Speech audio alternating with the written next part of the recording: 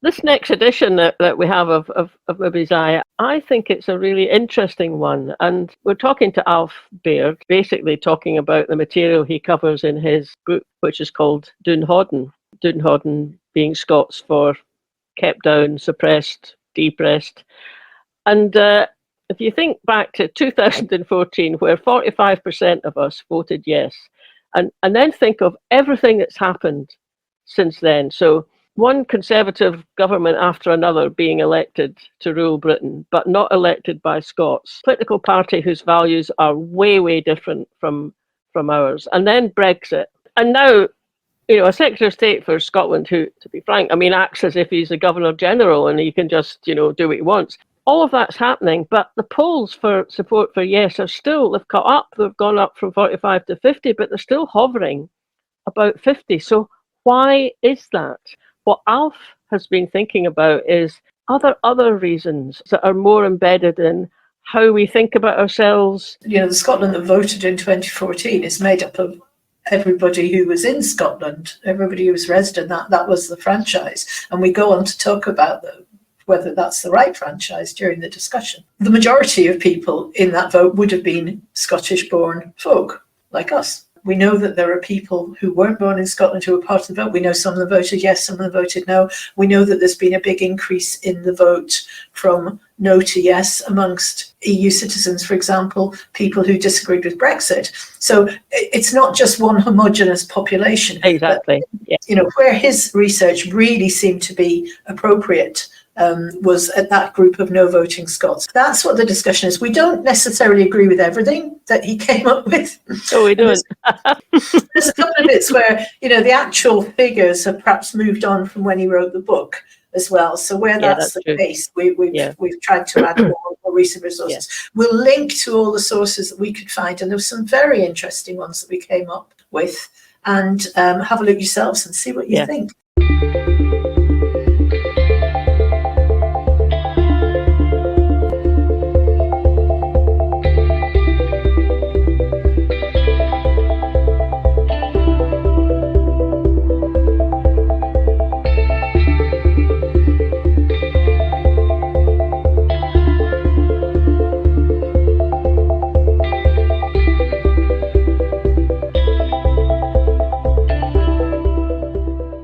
Alf, thanks so much for coming back. We've talked to you a couple of times before, but this is going to be on a new topic to us. So you've written a book called Doun Hauden. It's quite a substantial bit of work. Must have taken you a while to get that all together. What made you start on that project?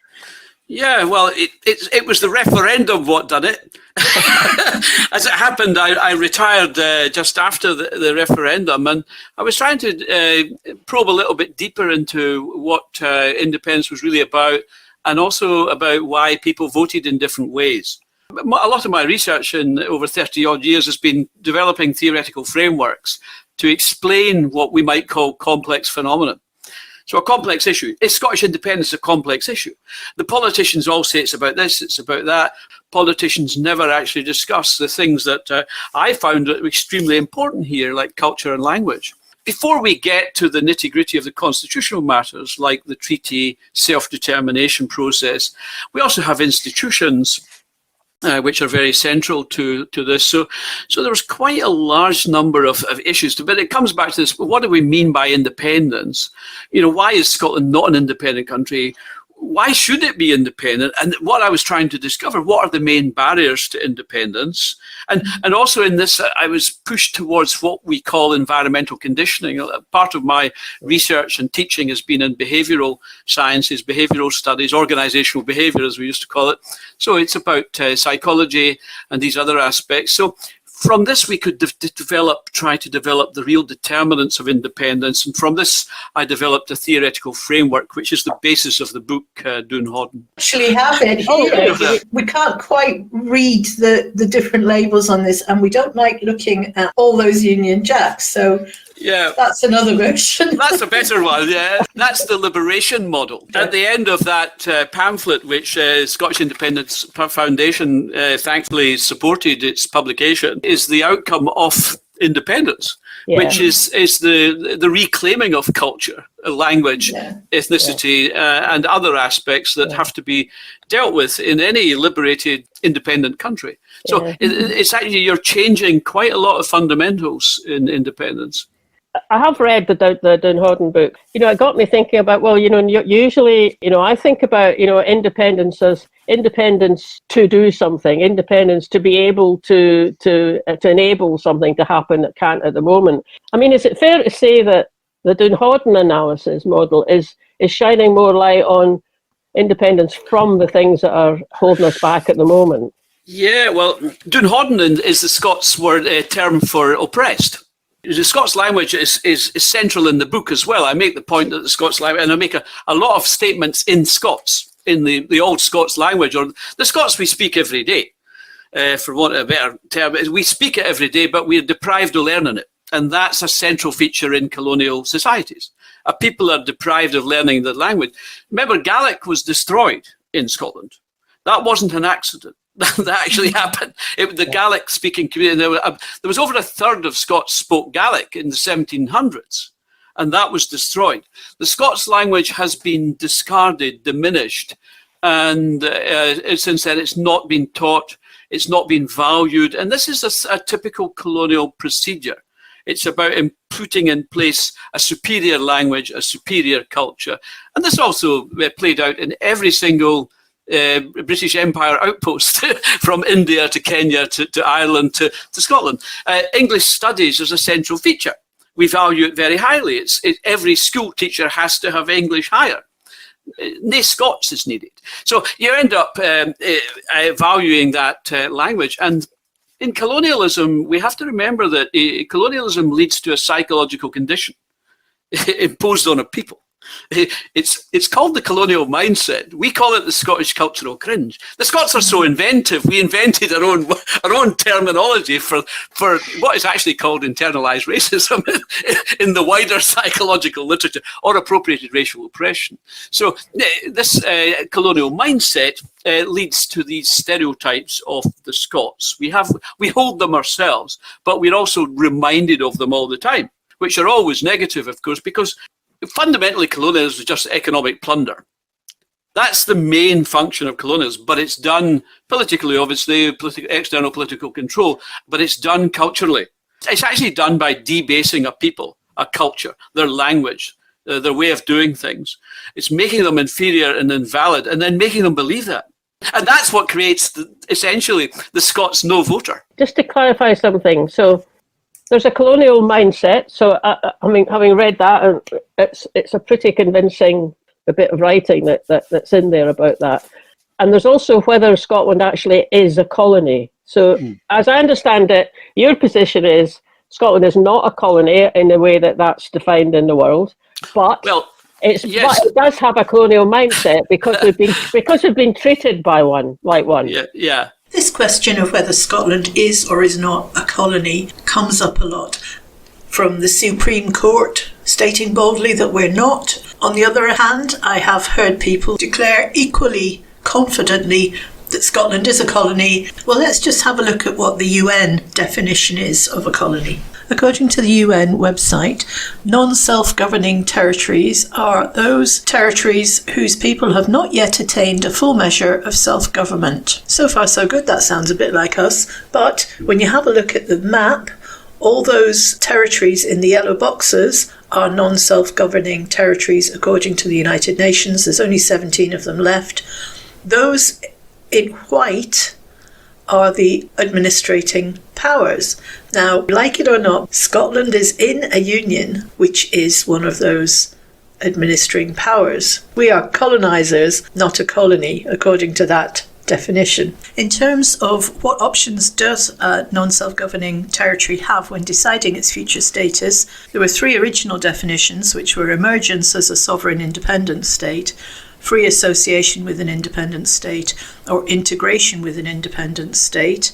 And they then added a more catch-all provision, emergence into any other political status freely determined by a people. And all those things constitute ways that the self-determination of that people can be implemented. So I think Scotland's problem is that we did have that referendum. We freely entered into it. The decision was made to remain in union with the rest of the UK. So even if we did have non-self-governing territory status, and that's by no means an uncontroversial statement, the fact that we then freely chose to stay in that union seems to be a pretty difficult barrier for us to get over. However, these things are never black and white. Here's Alf to explain. Well, I think there's a difference between Scotland's status constitutionally and Scotland's status socially and culturally and politically. Colonialism is essentially just three elements. It's external political control. I mean, that is a fact. Westminster runs Scotland by virtue of any preponderance of MPs outside Scotland can do anything they want with Scotland, largely. But the main function is economic exploitation.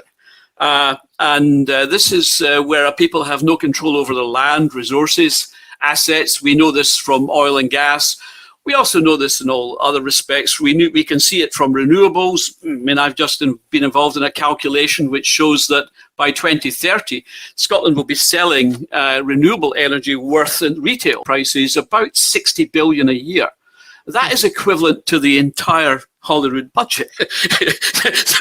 so what it also means is if I've been calculating Scotland's trade, export trading, if you include that renewables, oil and gas, aquaculture, fish, whiskey, aggregates, all the other aspects, you're well in excess of £100 billion a year.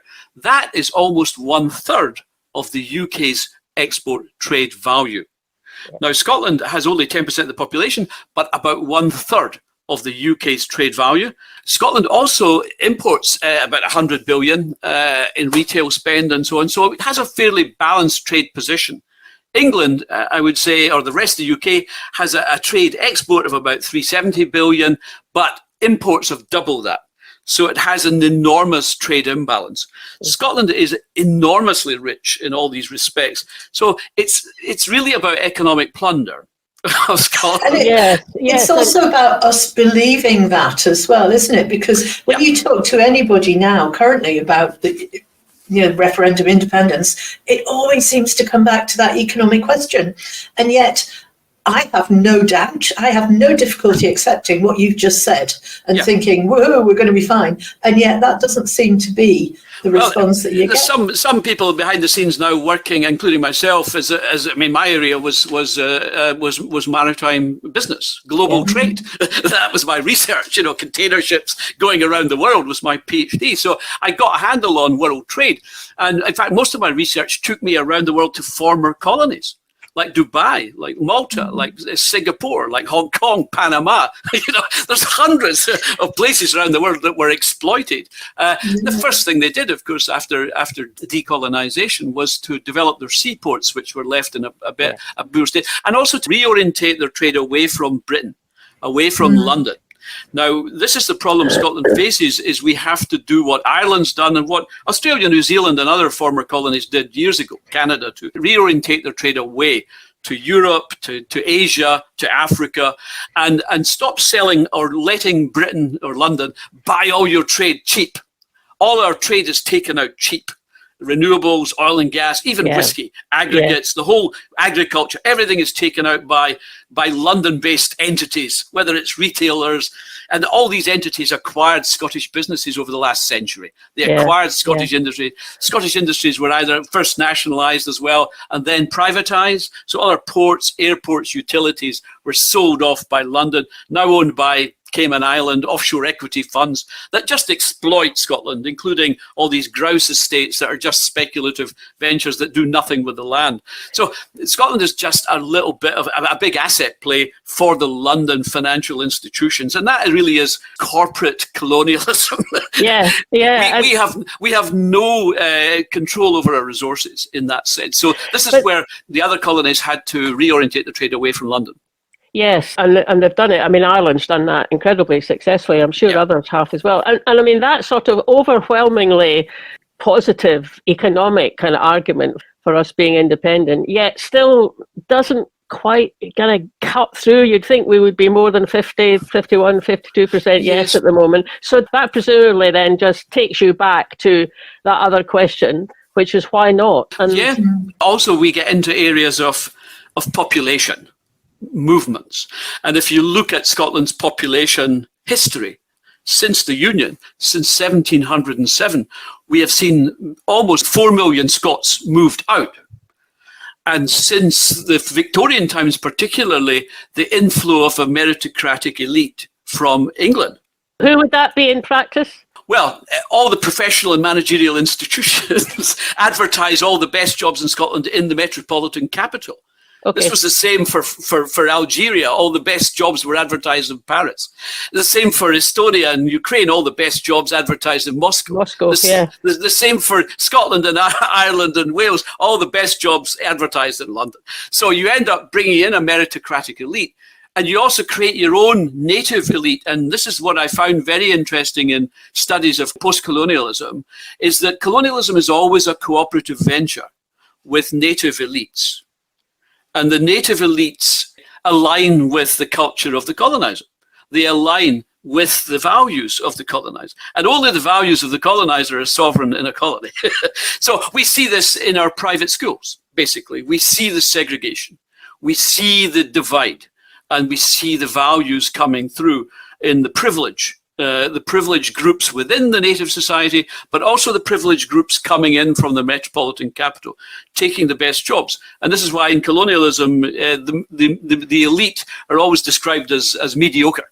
The mediocre meritocracy is largely because they're drawn from a narrow stream. 50% of all the top jobs in Scotland are held by the 3% that go to private schools. I read that and went, what? Surely not. If we'd been talking about, I don't know, 100 years ago, I might have thought, well, maybe it probably did. But I must say, I am really surprised about that. I mean, I assume you're right in saying it. I didn't. Well, that was a study by a former Labour MP in the Equalities Commission, and it was called Elitist Scotland. We dug out the report that Al's just mentioned, and we'll put the link to it in the notes below. It does show that there are a disproportionate number of people at the top of Scottish institutions that have come from that privately educated background. What it doesn't tell us is the nationality of those people. We don't know if they're Scottish born or if they have moved up from London, as Alf suggested. The conclusion that the report reaches is that the top of Scottish society is significantly unrepresentative of the Scottish population as a whole, with over a quarter of those professions they looked at educated privately compared to just 5% of the Scottish population as a whole, with almost 2/3 having attended an elite UK university. The report also gives a breakdown for the different professions.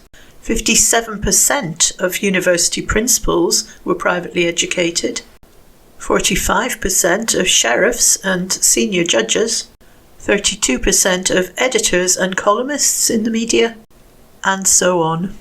20% of MSPs attended private school either in Scotland or in the rest of the UK. Interesting, though, that of our 56 MPs, only 5% of them were educated privately, and that's the same as the population as a whole. And just a final thought on the question of privately educated people. I live very close to one of the major Scottish private schools, and I know quite a few people who have been there. I don't know that it necessarily gives you a better education than a state school, but what you do get is a much better offering of extracurricular activities. But more than anything else, what they come out with is connections and confidence. If we could instill that in our state schools, I wonder if that might go some way towards removing the cultural cringe that Alf describes. They found there is an elitist group that go to the private schools, they go to the elite ancient universities, and it's certain categories of professions like the law, like civil service, and so on. But so we have the native elite that's fully in tune with the union, if you like. They benefit from the union. They are the most pampered group in the society amongst the native group. There's actually a term for them in colonialism. It's called the watchdogs of colonialism.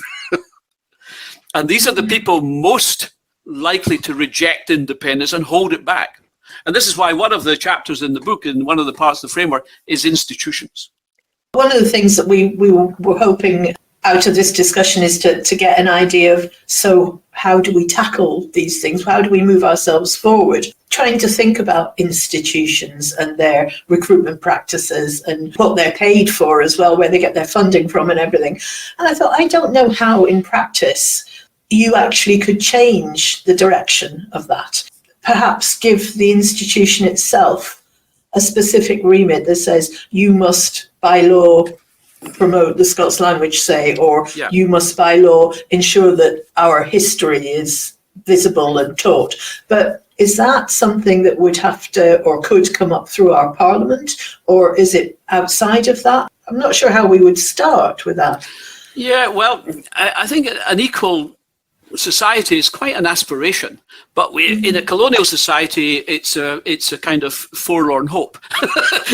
So my own case was interesting because in my late 20s, I applied to do law at Edinburgh University. And I had studied for a year at college, further education college, obtaining the required entry qualifications, including studying Scots law, the Scots legal situation. So I was very interested in constitutional law, as you can see, obviously, the treaty and everything. But so my application was made, and I met the head of the faculty, actually. But he said he refused my application on the basis that he thought I wouldn't make a good lawyer. That was his words to me. But I found out soon after that all the intake was largely from private schools.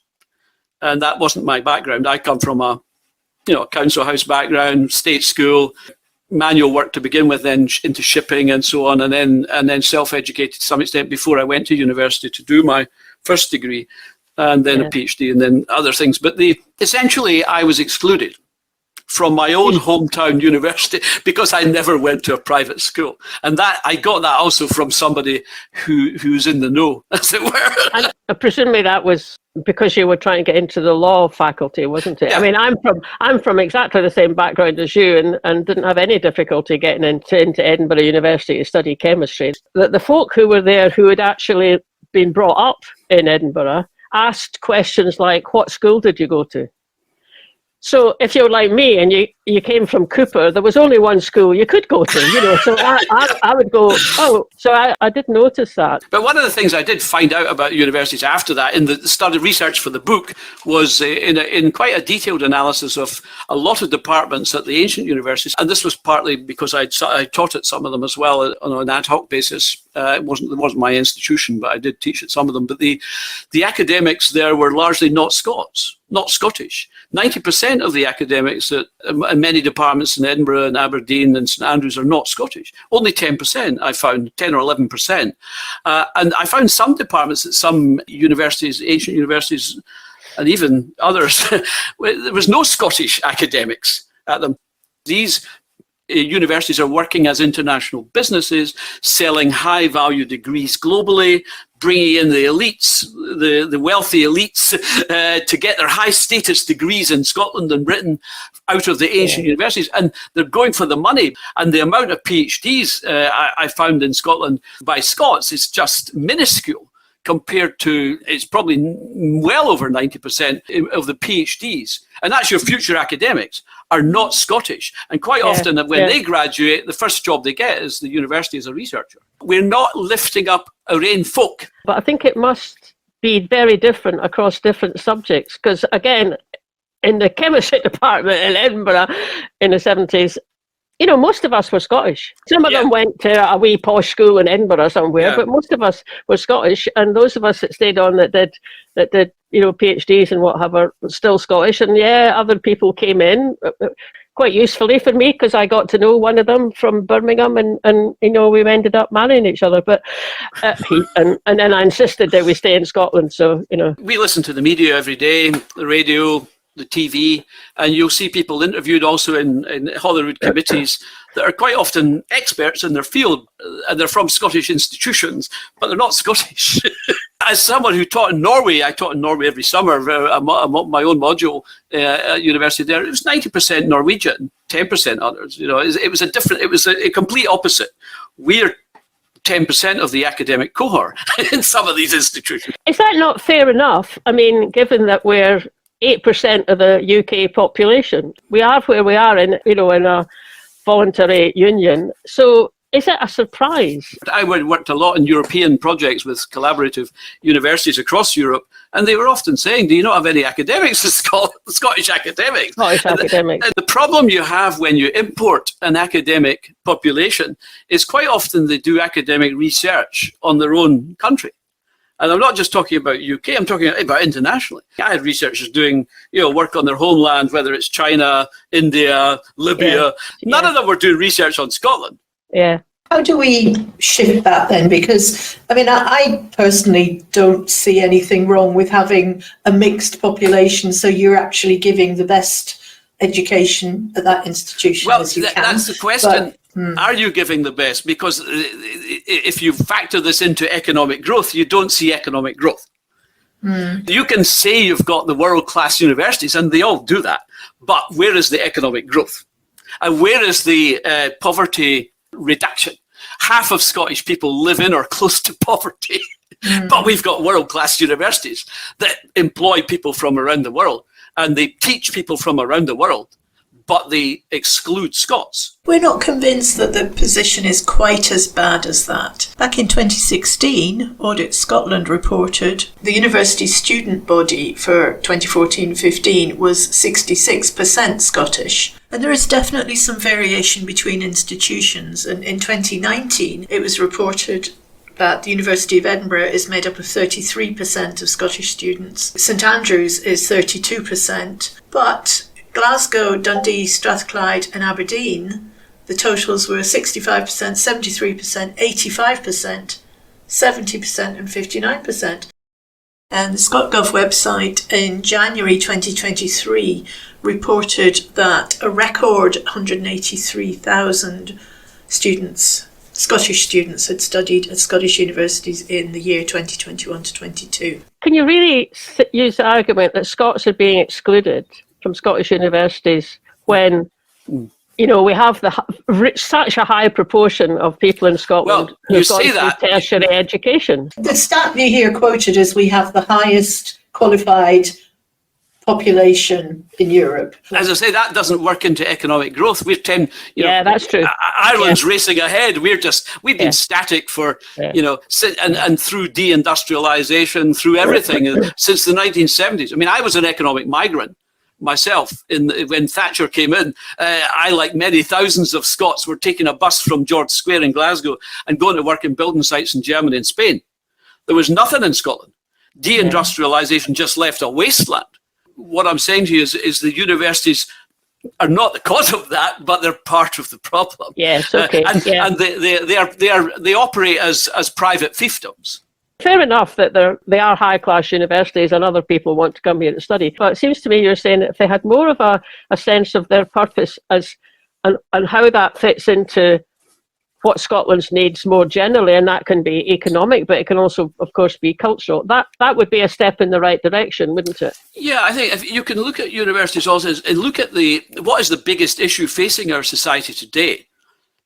It's independence, the biggest political issue, and there's nothing come out of the universities apart from some political studies. You get no real research from the universities on Scotland as a nation, and this goes back to what I was saying about academics from outside Scotland don't know anything about Scotland.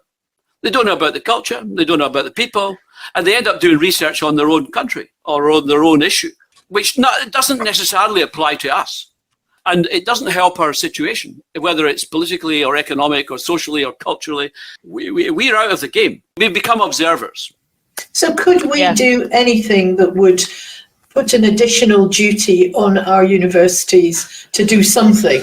Or are they completely did you say, little fiefdoms? I think corporate fiefdoms. They're corporate fiefdoms. Bear in mind also that they are protected forever under the Treaty of Union.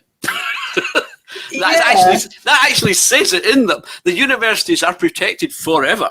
Fair enough, but that also is, that's a two-way door, isn't it? Yeah, but what I'm saying is Scotland has actually lost them. They're basically international businesses trading as international businesses. And as I said to you, Audit Scotland have recently found in the last few years that Scottish students are getting less and less opportunities at the elite universities. Bear in mind also that the fee for medicine and other things is way over above 30,000 a year. And if you're doing 4 or 5, 6 year whatever degree at 30,000 a year, that's a big generator of money. What most colonies did actually post-independence was create a national university. But I mean, were they in a position where they had any universities or ones that were? I mean, they might not have had. They might not have had. I mean, I worked for more than 25 years at one university at Napier, which was a new university. Yeah. It was a polytechnic before, but I've dealt with quite a lot of institutions around the world that are national universities. National universities, Singapore, for example, and they have a remit to lift up their people. Yeah. They're not about educating the world necessarily. Our universities think their job is to educate the world.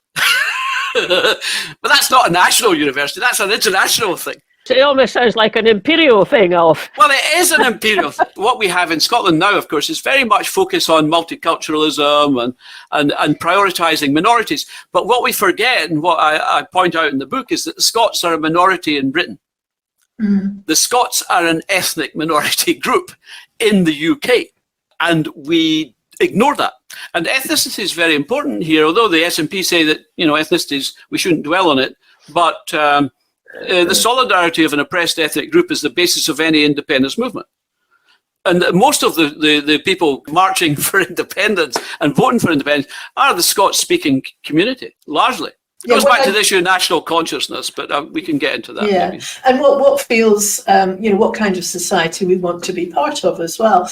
I do get a bit nervous when we start talking as if we're excluding somebody who's not Scottish enough, for our requirements. Because, I mean, if you just listen to the three of us, I'm assuming all three of us were born in Scotland. All three of us want Scottish independence. Mm. All three of us have got different accents, depending on what route we've taken through life. And we're all speaking English, at least just now. Speaking English, yeah. Well, that's called the torture of colonial bilingualism.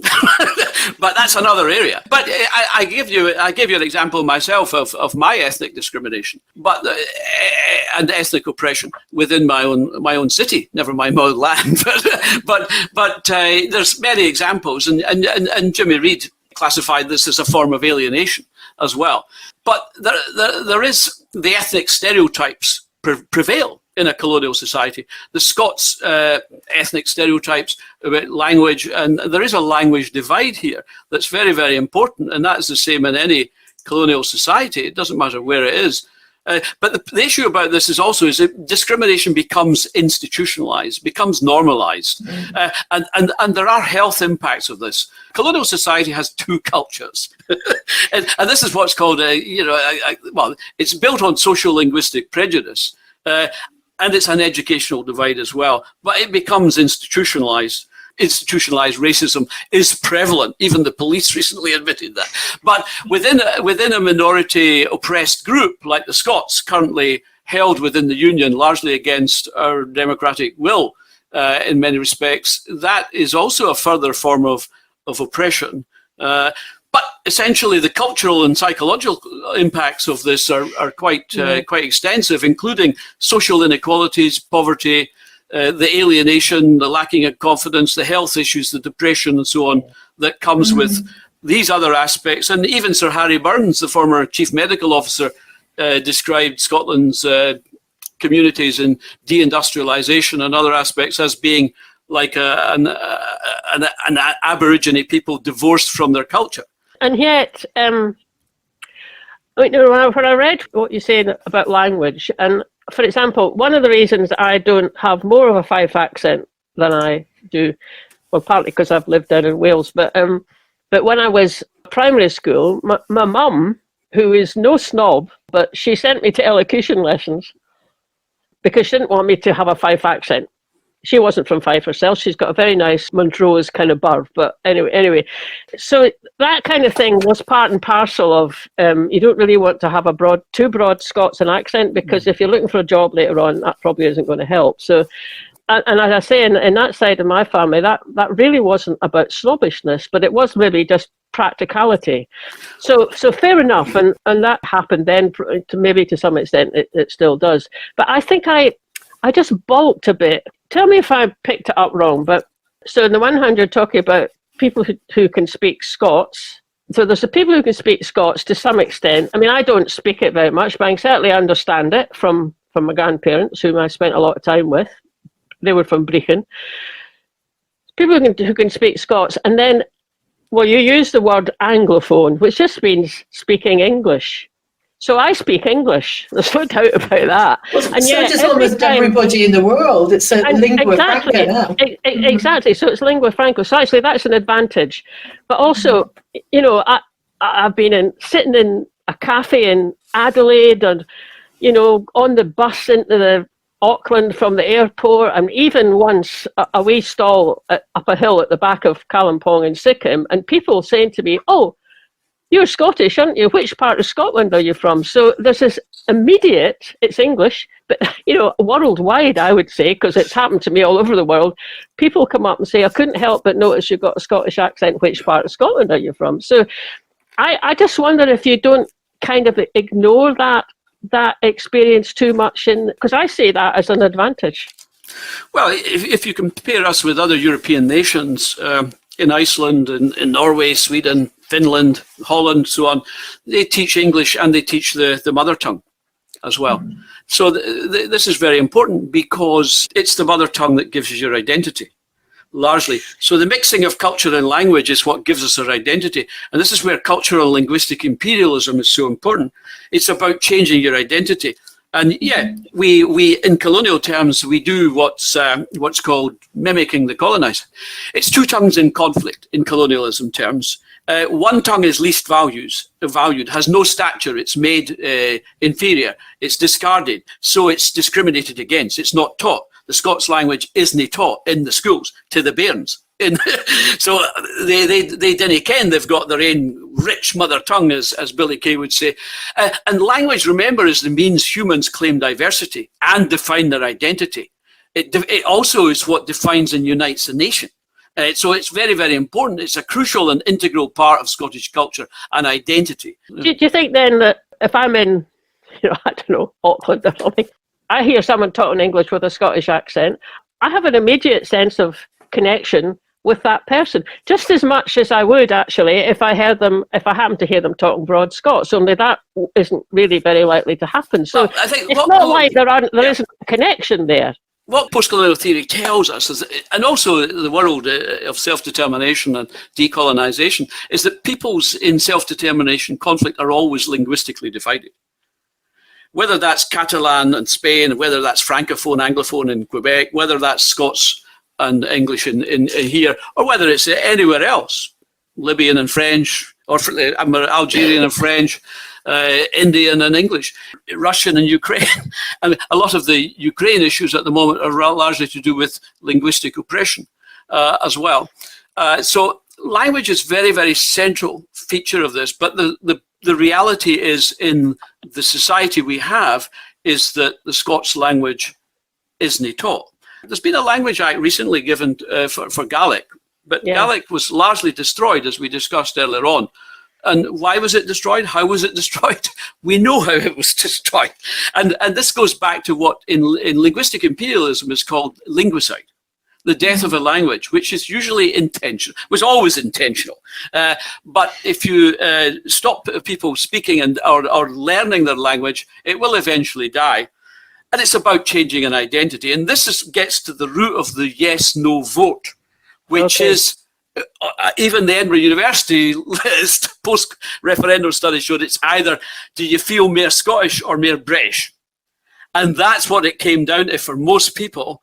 And this is where linguistic and cultural imperialism have a critical role because it changes people's identity. Of Scottish-born voters in 2014, 52% had said yes. And that kind of backs up a little bit what you're saying, although it also suggests that there's 48% who said no. That's not enough to have 52% of Scots-born voters because the electorate is much wider than that. 48% saying no is a huge problem if we're trying to create a new country. So given that they're all likely to be the same kind of ethnic group, how do your models start to deal with that, tackle that 48% who are so suffering from the cringe that they say no? Yeah, post-colonial theory tells us that, there's a colonial condition. It's a psychological condition. And it's based on what we were talking about, the stereotypes and the discrimination against indigenous language. So, yeah, people then conform to the culture and assimilate. And that's where we get colonial or cultural assimilation.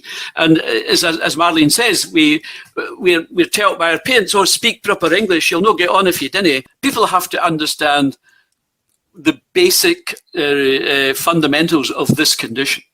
It's not a natural condition. The colonized or the oppressed people are manufactured. They're made into that person. And that is the environmental condition. You know, this Anglophone education we have, it makes us want to be British. This BBC we have, this constant British, the symbols, the imperial, you know, everything about Britain is about assimilation. And Professor Michael Hector defined it, Scots and Irish and Welsh, as basically internal colonization. But you still have this meritocratic elite that comes through and has only the culture of the superior culture, the colonizer, basically. And that research that was done, the Edinburgh University research, it was one of the references you gave, which I had a wee look at it. And I mean, I know it was from it's from a while back now. I think the figures were taken in 2006, so it is a while back. But people who felt Scottish and British was about a third of their sample. The ones who felt British but not Scottish was only 10%, and Scottish but not British was 51%. I think there's another 6% that didn't know either way than the other. And there's a comparison there with what the corresponding figures were in Wales and Northern Ireland. I can't remember the Northern Ireland ones, but the Welsh ones were, I think, in Scotland it was 51% who were Scottish but not British. With Welsh it was 33% that were Welsh but not British. So that's 2006, you know, getting on for 20 years back. I'm sure that those figures are much higher now. I bet they were much higher in 2014, but that still didn't transfer into a yes vote, isn't it? Which is kind of what we're all after. That's the whole point of this kind of thing. Well, my argument would be that after the research I've done, which is totally different from the typical political economic kind of research that's been done in the institutions, this is much more behavioural, is that people have to understand their condition. If you don't, it's like a medical condition. If you don't understand the condition, you won't know the remedy. And what I found in post-colonial theory, it tells you once you understand your condition, you find the remedy, which is only one remedy, is liberation. How does that work then? If you somebody who's successfully done it, what we have also is we have all the characteristics of the post-colonial or decolonisation template, where the dominant national party throws in its lot with the colonial power and becomes a colonial administration. And that's what Holyrood has essentially become. It is part of the UK. Well, it's a creation of Westminster, isn't it? Yeah, it's not a national government in any real meaningful sense. What they do is they actually feather their nests. They delay independence. They take the movement up blind alleys. They create the rupture in the movement. This delay is what causes problems. Do you think that's consciously been done? It's what happens. It's what the template tells us. All the post-colonial theories tell you that the dominant national party that the people have put their faith in takes them up a blind alley, delays independence, and creates the conditions for conflict. And this is the worry. They are delaying independence, especially when we had 56 MPs in 2015 that could have done so much more with that mandate and subsequent mandates, but they've not done anything. And that's what's created the rupture in the movement. And you get new parties being created for independence. And what is actually the basis behind it is the National Party has never done a reasoned analysis of colonial society. It has a rudimentary understanding. And therefore the people have a rudimentary understanding. They still don't know what independence means. They still don't know why it's necessary. Independence is about decolonisation. That's what the UN tell us. Independence, self-determination, independence is decolonisation. And that means that you are under some form of oppression. That's fair. I'm not arguing about us being under some form of oppression, but I suppose I just have difficulty going with your argument when it seems to be, certainly based on what's happened on colonies, some part, whether they're British colonies or French colonies or whatever, striving for their own independence. And if there's evidence there that in the process of doing that, their own colony's national party can end up accommodating itself to the colonial power, whether that's France or us or whatever. And then it seems to me that you then say that's what the SNP has done, is doing right now. But I don't see the evidence for that. I mean, apart from saying because it happens in colonial situations and we're in a colonial kind of situation, that'll be what's happening. But the SNP got themselves into a majority government, 2011 was it? 2014, we had the referendum. So that's not an example of a party that was accommodating itself to the establishment. And yeah, 2015, that was the Westminster election. We ended up with a massive number of MPs. Something could have happened to that. But then the next year, there was Brexit. So it's a bit of an old quote, events, dear boy, events. But actually, Brexit just turned everything on its head. Brexit happened, and then that went on for so long, and then there was a bit of a dip in, I think, the next Westminster election. We still had an awful lot more MPs than we'd ever had, but it was always spun as such a decline. And then you get the awful Brexit arrangement that we have, and then you get COVID. And I'm not sitting here being an apologist for the SNP, but I do think that there's you haven't quite convinced me that they're quite in the pocket of Westminster and the establishment as you're saying they are. Well, all I'm saying is what post-colonial theory tells us, whether it's Frantz Fanon, Albert Memmi, whoever. But you're not taking into account that we're not a colony. So, I mean, we are in a different situation. And also, we voted no as well. That's the other thing. I think that's the real sticking. 56 MPs was de facto independent. In any former colony, that would have been independent. We've had violations to the treaty ongoing, Brexit being one, the Northern Ireland backstop being another. These are violations to the treaty. But what I would say is that the National Party in government hasn't behaved like a nationalist government. It hasn't developed Scotland as it could. The selling of all the renewables leases. It's not contested Westminster decisions on different things. It's not developed its own trading links post-Brexit. It could have developed serious ports and shipping connections, which I've been advocating. It's not done that. It's not done many different things that it could have done, which Westminster might have objected to, but lawfully that they couldn't really do much about. So it's not gone out of its way to upset the colonial power. It's on the contrary, it's actually become, in colonial terms, part of the racket and part of the hoax, because remember, colonialism is a hoax. Remember also that the Union was a hoax, is a hoax, was subject to bribery.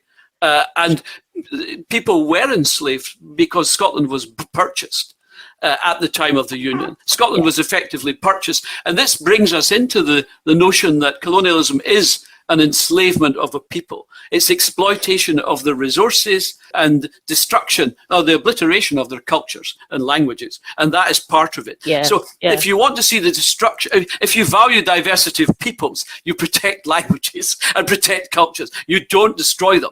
And what we have is willful destruction of Scottish culture, Scottish identity. We had it with Gaelic. We're seeing it now with Scots. We're seeing the economic plunder of resources. Now it was oil and gas.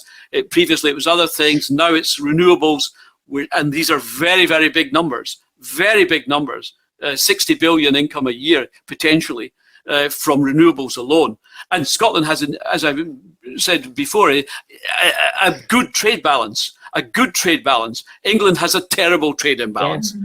50% exports, it's just not sustainable. And that's why they keep Scotland. Essentially, it's just plunder.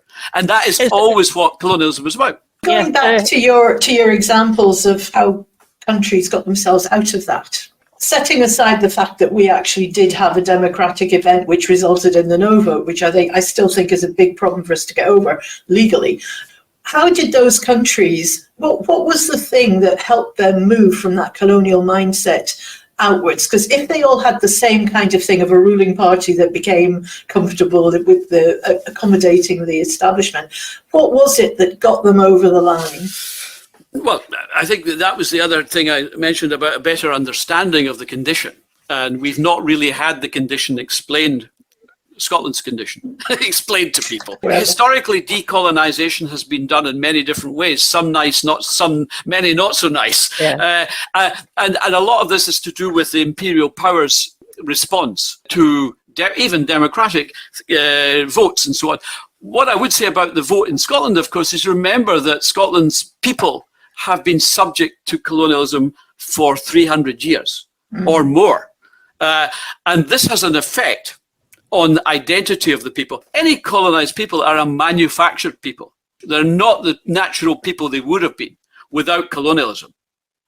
They are completely different people in many respects, and different thought processes, different behaviour, as we see in the vote. What I would say about the UN votes, UN sanctioned votes in recent decolonisation or self-determination processes is there is a better franchise that we could look at. Remember that Holyrood was imposed a local government franchise, not a national franchise. The Scotland Act imposed a local government franchise.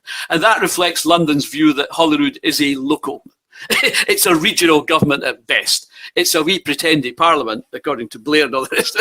So it's a parish council, I think he called it. But essentially the franchise is a local government franchise. By that, do you mean the electorate?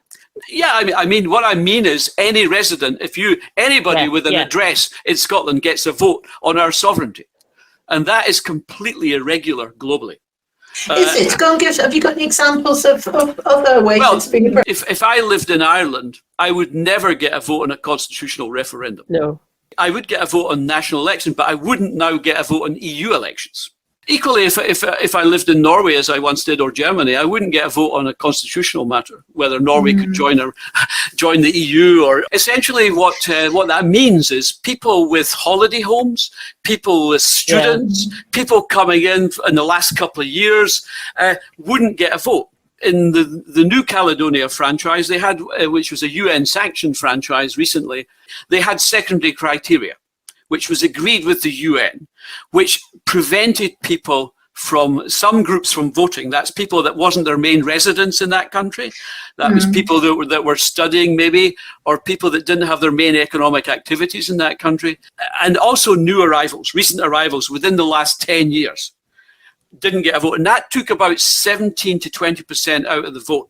Yeah. So you see, what Scotland has done with the local government franchise for constitutional matters is not reciprocated anywhere.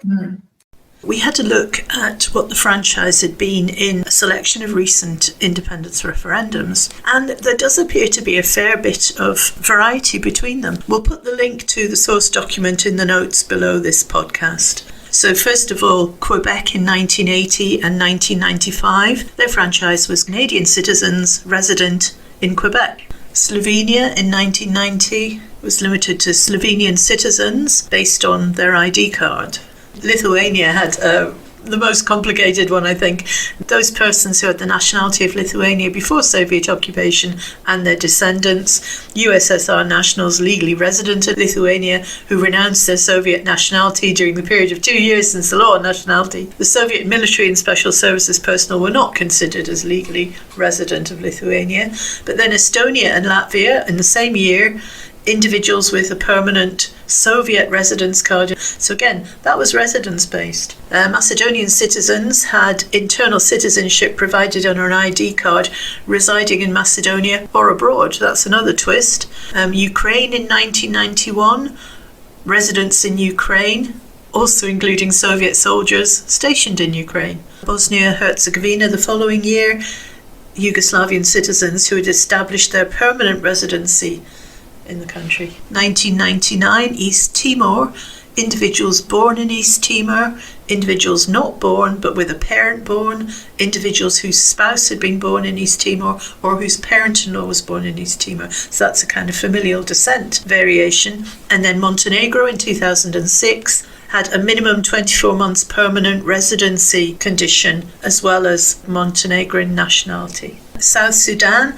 permanent residents or individuals whose parents or grandparents were permanent residents since 1956. So that's got a familial requirement as well as a length of residence. And then ours, Scotland in 2014, as we know, residents in Scotland with British nationality or EU or Commonwealth nationality. That is very broad compared to the ones we've just read out.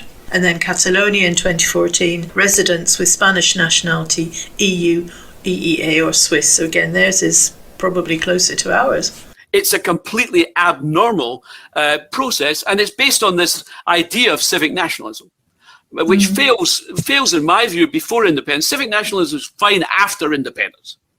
You know, you can have anybody you want applying to become a citizen of Scotland after independence. Yeah. That's because the point is Scotland at the moment can't issue its citizenship. Yeah. It doesn't have the power to offer citizenship. Civic nationalism is just, you know, it's an illusion in a country that doesn't have the power to offer its citizenship. And what we found is that most of the people from outside Scotland did two things in the referendum. The first thing they did is they voted to reject Scottish citizenship by voting no. And that's rejecting Scottish citizenship because they didn't want it, obviously, by voting no. And the second thing they did was they deprived the Scots of their right to that nationality. So, and that is, in my view, quite a difficult thing. People should have, in my view, remain neutral. Rather than deprive a people of their right to self-determination, the indigenous people I'm talking about, rather than deprive them, they shouldn't have stuck their oar in. We know that Scotland's a great welcoming society. We've always been, but did they deprive us of our nationhood and our citizenship? That's a kind of xenophobic thing to do. How do we deal with that? It doesn't look like a referendum in the way we've had one before is on the card. And if we are going to go into the next, or whether it's a Holyrood election or a Westminster election, and say, well, that's our plebiscite, that will have the franchise of those elections. So how would we get to the point where we could frame that sort of democratic choice in the terms that you're suggesting? What I get from post-colonial theory is that people's understanding has to be improved. And this can only be done through education. And what we see with the media, and yourselves are a big part of that, is the pro-independence bloggers, the media outlets like this and others are a great vehicle to deliver that improved education about matters, as opposed to the mainstream imperial mainstream media, which parrots the same message over and over again, and often with a big imbalance. Going back to your discussion with John Robertson, which I thought was great, but yeah. So the post-colonial or the colonial, anti-colonial, if you like, bloggers and media outlets or pro-independence are like the radicals on street corners going back to decades past, providing literature to the people about their wretchedness, about their understanding about their condition. And remember that although Hamza and others say their biggest priority is to get rid of poverty, have a more equal society, in colonial societies, the poverty is broadly equivalent to the plunder that's being extracted.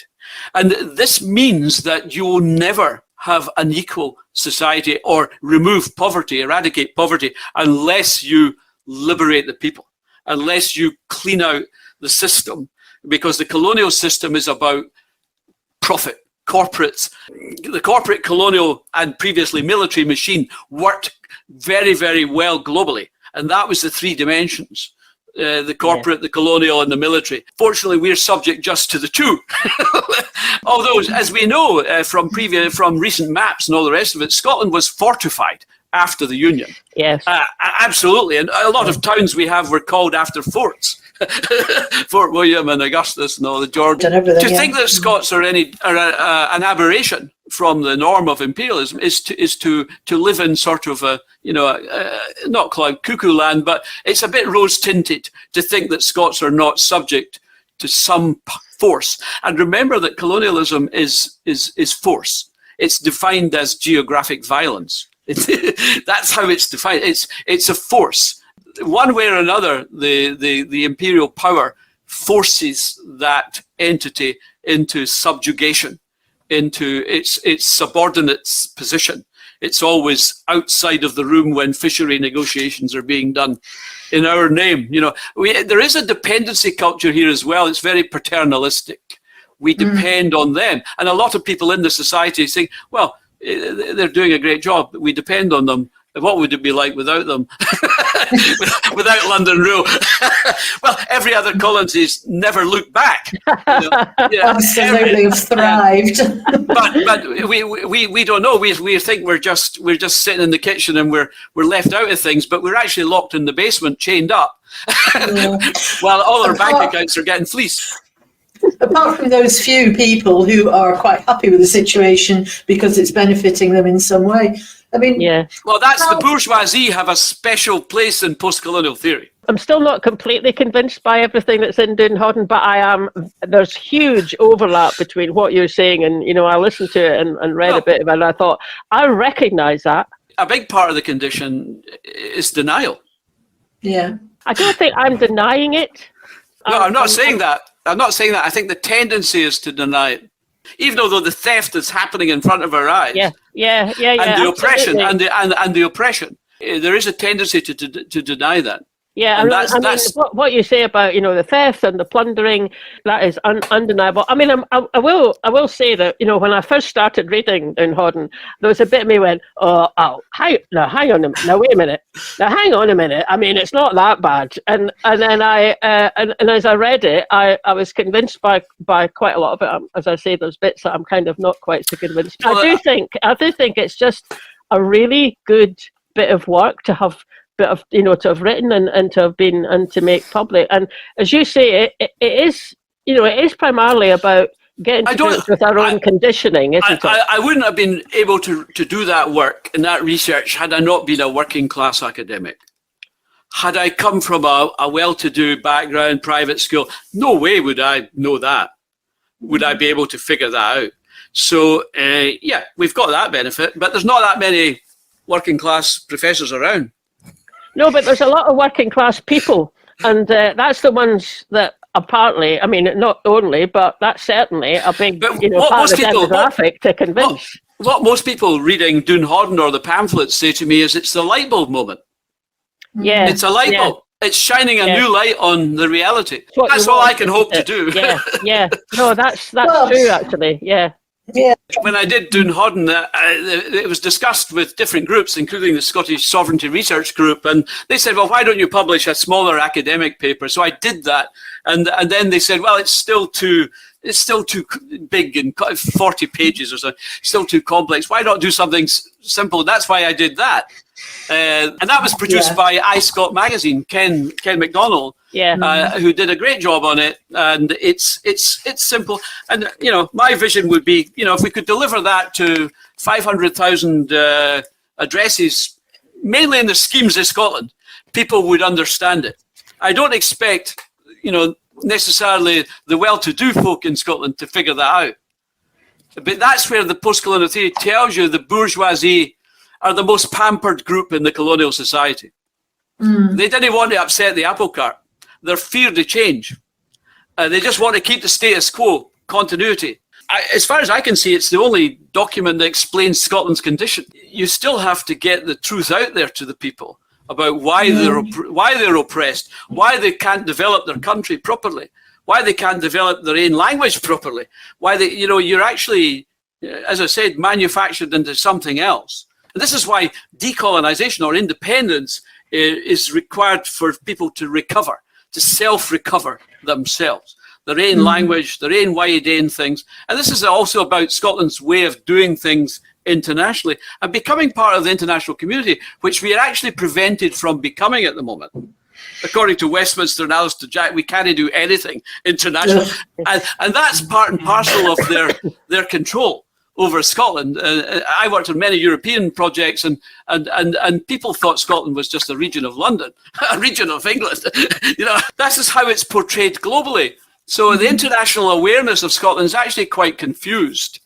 It's like, I'm sure you two have probably done this as well. You're in France, and I also did this in Quebec, and I've never been a fluent French speaker, but I could get by, and back then anyway. And one of the first things I'd put into my side of the conversation was "Je suis écossaise," and the minute, even in Quebec, I mean, the minute you say that, you just get you do get a genuinely different response. You do. They know perfectly fine that there's a difference between Scotland and England. Anyway, maybe that's something we can carry on wrangling about another time. But listen, it's just been great talking to you. Really appreciate the fact that you've been prepared to come on and do this, and we'll get it out as soon as possible, and hopefully that makes a few other people more acquainted with your approach to that, about just getting people to be aware of the situation. Yeah. And if people want to know where they can get this, is there somewhere they can get I can send you the link if you want. Yeah, okay, do that. Yeah, do that. And it just comes up as a PDF.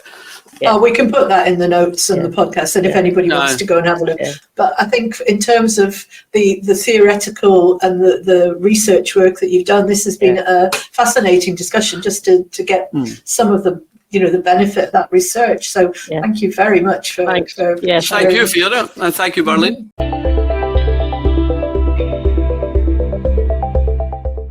It was a fascinating discussion talking to her, wasn't it? He does clearly distinguish between constitutionally being a colony, which we're not, and psychologically or culturally or socially, which we might be. He does really deserve credit for having put that work in. I mean, I've shifted my position on it a bit. Just being able to kind of see a bit more clearly where, background ways of thinking about stuff. And, I went to school in the 50s and 60s. Did we ever get taught anything about Scottish history? No. I do feel the benefit of having read it and chatted to Alf, even though I wouldn't go as far as he does in his conclusions. But there you go. Hopefully, you've appreciated listening to this, and get hold of download the PDF and have a look yourselves. We'll be back again next month with another edition of Mibbes Aye. And don't forget, you can get our Friday podcast wherever you get your podcasts. And there'll be a podcast version of this as well. Catch you later. Bye now. Bye.